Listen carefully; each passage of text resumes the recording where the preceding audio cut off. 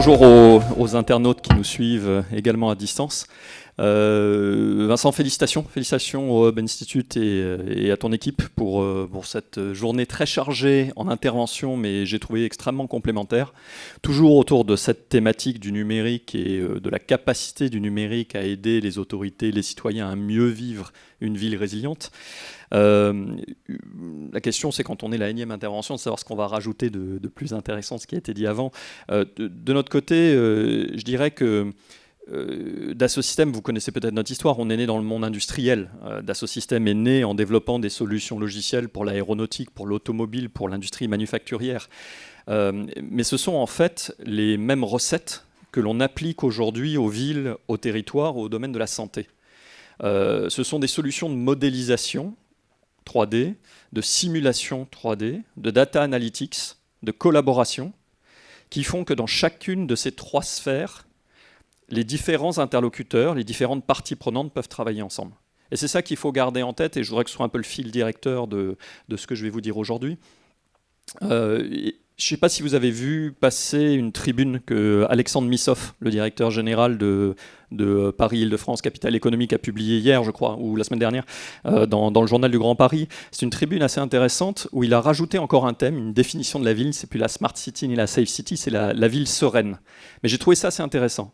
Il fait une petite référence à la Venise du XVe siècle, en disant qu'on l'appelait la Sérénissime. Et que derrière cette notion de ville sereine, il y a non pas la ville sans risque, ça n'existe pas, mais la capacité qui est donnée à une ville d'anticiper ses risques et de mieux les gérer. Et si on réfléchit à ce qu'est la sérénité ou la résilience, moi je dirais que les jumeaux numériques peuvent agir au moins sur trois leviers qui relèvent également de cette résilience. Le premier, c'est la capacité que donnent les jumeaux numériques, les solutions logicielles, à mesurer et à accroître l'efficacité des politiques publiques. La première condition de la résilience, c'est l'efficacité de la politique publique. Vous voyez que là, à la limite, on n'est même pas en train de parler de vision 3D. La maquette numérique 3D vient peut-être après. Mais à ce stade, on est dans la capacité des jumeaux numériques, au sens de la donnée, d'intégrer des données de sources diverses, structurées ou non structurées, de les agréger et de les présenter aux décideurs politiques dans une forme intelligible et qui permettent de tirer des conclusions en termes d'efficacité de la politique publique. J'en profite pour saluer mon ancien collègue de la région Île-de-France, Bernard Giry, qui est en charge de l'innovation et qui est peut-être mieux placé que quiconque à la région pour savoir à quel point, c'est son combat de tous les jours, les solutions digitales peuvent aider à casser des silos dans des organisations, à faire en sorte que les gens travaillent davantage ensemble et à faire surtout en sorte que l'information, la donnée, soit disponible de manière compréhensible pour pouvoir décider d'améliorer des politiques publiques. Pour ma part, m'étant quelques années occupé de la gestion des fonds européens à la région Île-de-France, je peux vous dire que si j'avais eu à la région Île-de-France une solution qui me permettait de visualiser, non pas en temps réel, mais en temps très rapproché, l'efficacité, l'impact de la dépense publique au travers des fonds européens sur le territoire, ça aurait été un élément qui aurait été extrêmement aidant dans la capacité de piloter en cours de route l'affectation de ces ressources. Et je crois que ça s'applique à beaucoup d'administrations. Donc ça, je crois que c'est vraiment le premier levier sur lequel les jumeaux numériques peuvent jouer. Le second levier, c'est l'anticipation, l'aide à l'anticipation des mutations profondes qui peuvent affecter une ville.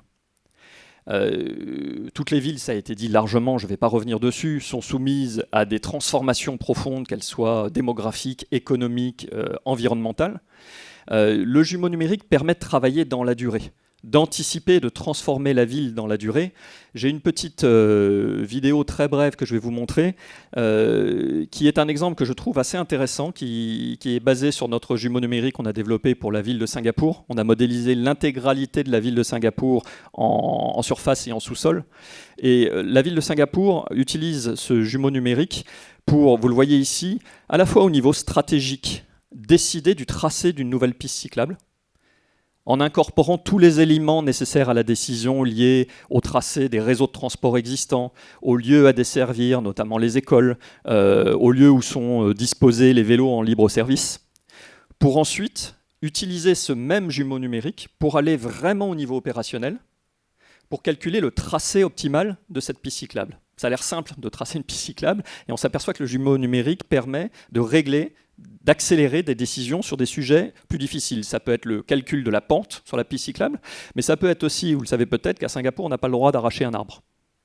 Tous les arbres sont d'ailleurs modélisés sur ce jumeau. On en a l'essence, l'âge, et on n'a pas le droit d'arracher un arbre. Donc quand on trace une piste cyclable, il faut parfois empiéter sur l'emprise foncière d'un bâtiment qui relève d'un autre service de la ville. Et en l'occurrence, ce sont les écoles. Donc tout de suite, on voit au travers d'une piste cyclable l'utilité du jumeau numérique au niveau stratégique, mais également au niveau opérationnel, y compris avec des problématiques comme il faut contourner un arbre en passant sur le terrain d'une école. Il va falloir s'adresser au service d'à côté qui gère les bâtiments ou les terrains des écoles. Et ça inclut la collaboration avec les espaces verts, la sécurité routière, les transports, etc. Ça, c'est une première illustration sur l'anticipation des mutations profondes de la ville. Dans tous ces projets, moi, ce qui me frappe, c'est que de plus en plus, les villes, les collectivités adoptent en fait un langage qui est celui de l'industrie, qui est notamment le raisonnement en termes de QCD, qualité, coût et délai. Je rajouterai un critère qui est celui de la concertation, qui est évidemment fondamental pour toute structure, organisation politique et administrative.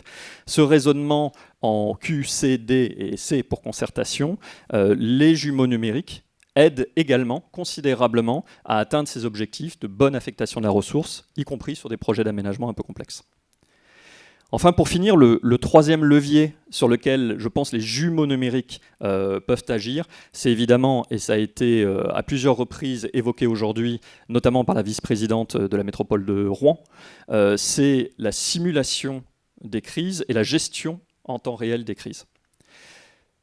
La petite vidéo que je vous présente ici, c'est un travail que nous avons réalisé avec la métropole de Rennes, et avec une société qui s'appelle Deltares, que vous connaissez peut-être, spécialisée justement dans la simulation, le calcul de scénarios de type inondation. Nous avons réalisé, la vidéo ne démarre pas. Ah, elle n'a pas démarré. On va faire un petit retour. Bon, bah écoutez, je vais vous la raconter, c'est pas grave. Nous avons réalisé une maquette d'un scénario d'inondation, de débordement de la Vilaine dans la ville de Rennes. L'écoulement de liquide, ce sont des choses qui sont complexes à simuler. C'est encore plus complexe d'intégrer dedans des problématiques d'absorption des sols. Et si vous voulez faire une simulation réelle, scientifique, de l'impact d'un débordement de la Vilaine, il faut intégrer l'ensemble de ces données. Ça, c'est ce que permet un jumeau numérique. Et si ma vidéo avait fonctionné, vous auriez vu la Vilaine qui déborde, avec ensuite un tracé géographique qui permet d'anticiper, de prévoir les trajets optimaux pour éventuellement les services de secours, de bien examiner dans le détail quels sont les bâtiments qui seraient impactés ou pas par cette inondation, etc. Un autre exemple de simulation de crise que nous avons réalisé pour une grande entité publique, nous avons réalisé dans le quartier de la Défense un scénario d'attaque chimique pour étudier, en fonction des orientations du vent, le déplacement du nuage toxique entre les tours de la Défense et préparer, anticiper, là aussi, l'intervention des secours, l'évacuation des populations, etc. C'est un deuxième... J'ai l'impression que ma vidéo démarre enfin. Bon, tant pis. Donc ça, c'est le deuxième cas de simulation possible. Dernier point pour vraiment conclure. En matière de gestion des crises, les jumeaux numériques sont enfin également utiles sur la gestion en temps réel de la crise. Après avoir simulé et préparé des scénarios de réaction, on peut gérer la crise en temps réel. La région Grand Est, et on en est très fiers et très honorés, nous a confié en ce moment même la réalisation d'un jumeau numérique de leur territoire pour visualiser